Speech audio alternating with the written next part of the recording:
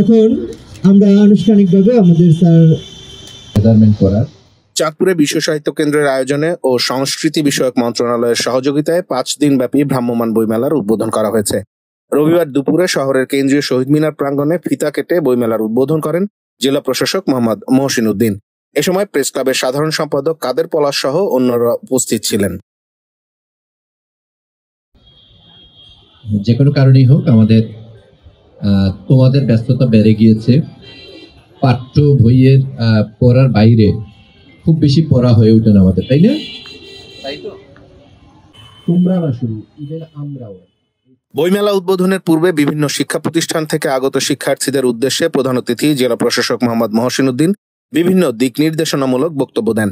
পরে অনুষ্ঠানের প্রধান অতিথি সহ অন্যান্য অতিথিরা আয়োজিত বইমেলার বিভিন্ন স্টল ঘুরে দেখেন। এ সময় মেলায় আগত শিক্ষার্থীদের বই পড়ার প্রতি আগ্রহ লক্ষ্য করা যায়।